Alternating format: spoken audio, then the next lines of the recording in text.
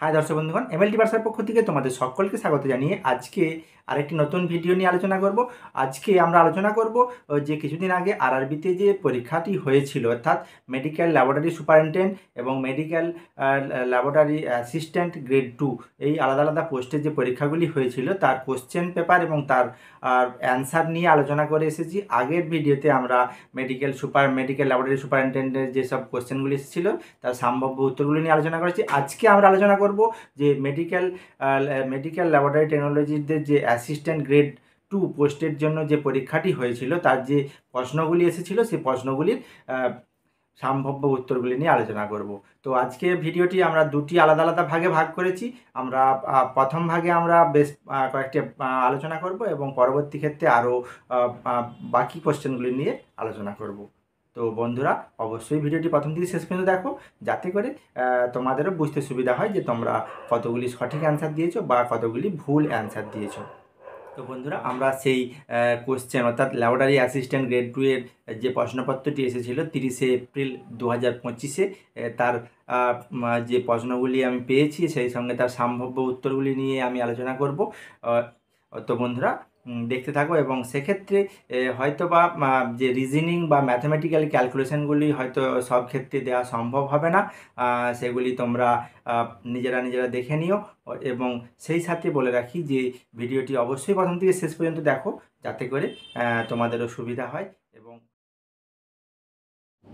Acute volume of cholesterol, কখন আমরা accurate ভলিউমটা পাবো কোলেস্টেরলের ক্ষেত্রে? সঠিক অ্যান্সার হবে non haemolysis sample and fresh sample. Non haemolysis ও ফ্রেশ স্যাম্পেলের ক্ষেত্রে আমরা কোলেস্টেরলের সঠিক ভ্যালু পেতে পারি।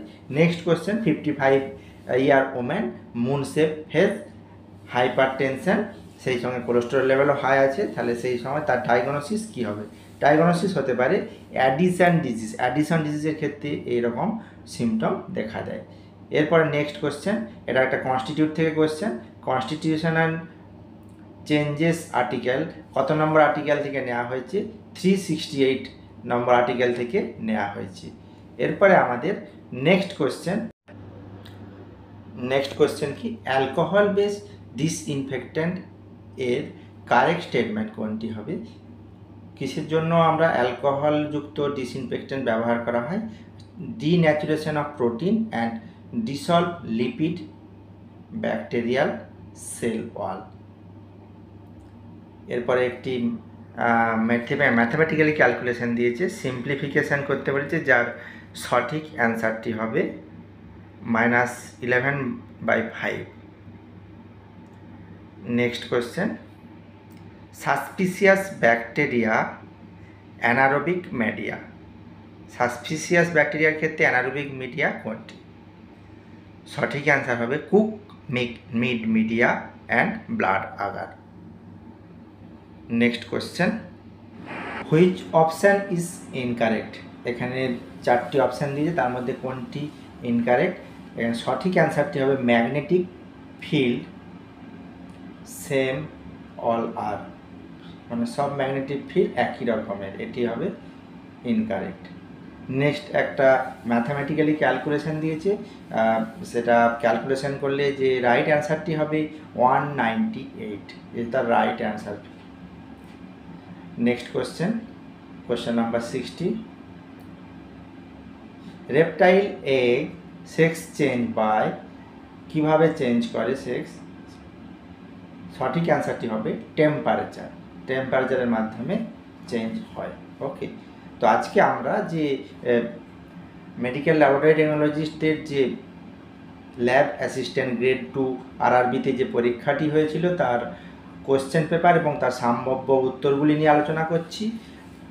তোমরা যারা পরীক্ষা দিয়েছিলে তারা অবশ্যই তোমরা সেই অ্যান্সারগুলি মিলিয়ে নিও, যাতে করে তোমাদের কে কত স্কোর করতে পারো তোমরা সেটা জেনে যেতে পারবে। পরবর্তী question, factor 4 bind with which anticoagulant in CBC. কোশ্চেনটা একটু ঘুরিয়ে দিয়েছে, অর্থাৎ আমাদের যে সিবিসি যে টেস্ট করা হয় তার মধ্যে যে অ্যান্টিকোয়াগুলেন্ট ব্যবহার করা হয় সেটা কার সঙ্গে বাইন্ড করে এবং কি বাইন্ড করে, এটাই অ্যাকচুয়ালি মিনিং। এখানে কোশ্চেনটা ঘুরে যে ফ্যাক্টর 8 অর্থাৎ কোয়াগুলেশন যে 13 ফ্যাক্টর সেগুলো অবশ্যই আমাদের জানা দরকার। ফ্যাক্টর 4 যেটা সেটা হচ্ছে ক্যালসিয়াম, সেই ক্যালসিয়ামটা বাইন্ড করে কার সঙ্গে? ইডিটি এর সঙ্গে, অর্থাৎ রাইট অ্যান্সার হবে ইডিটি। অর্থাৎ factor 4 bind with which anticoagulant in CBC, সিবিসির মধ্যে যে ক্যালসিয়ামটা আছে সেইটা ওই ইডিটি এর সঙ্গে বাইন্ড করে। Next question number 62, RH antigen এটা কি? সঠিক অ্যান্সার হবে more immunogenic haemolytic disease of newborn.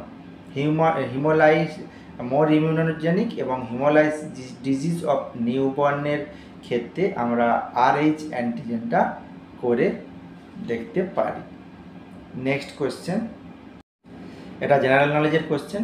India জাপানের যে একটা এক্সারসাইজ হয়েছিল সেইটা কিসের নিয়ে হয়েছিল?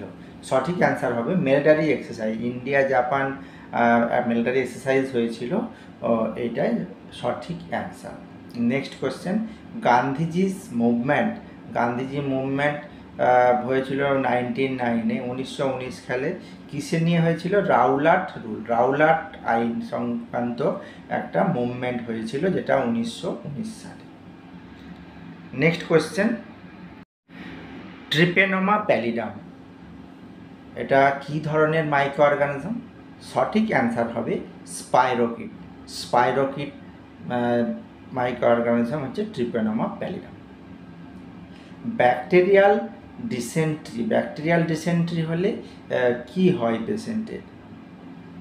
সঠিক অ্যান্সার হবে ব্লাড, স্টুলের সঙ্গে ব্লাড প্লাস করবে, সেই সঙ্গে মিউকাসও পাওয়া যেতে পারে ব্যাকটেরিয়াল ডিসেন্ট্রির ক্ষেত্রে।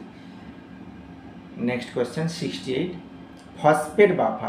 ফসফেট বাফারের মধ্যে কি কি উপাদান থাকে? সঠিক অ্যান্সার হবে পটাশিয়াম ডাইহাইড্রোজেন ফসফেট, সেই সঙ্গে থাকে ডাইবেসিক সোডিয়াম ফসফেট। এই দুটো নিয়ে ফসফেট বাফার তৈরি হয়। তারপরে আছে একটা reasoning.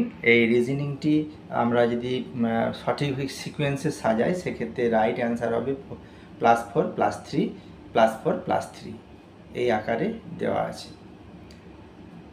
70 number question, which grade reagent use in ল্যাবরেটরিতে কী ধরনের রিএজেন্ট ব্যবহার করা হয়? সঠিক অ্যান্সার হবে অ্যানালাইটিক্যাল রিএজেন্ট। অ্যানালাইটিক্যাল রিএজেন্ট হচ্ছে, যেহেতু অ্যানালাইসিস করা হয় সেই অ্যানালাইটিক্যাল রিএজেন্ট এই ল্যাবরেটরিতে ব্যবহার করা হয়।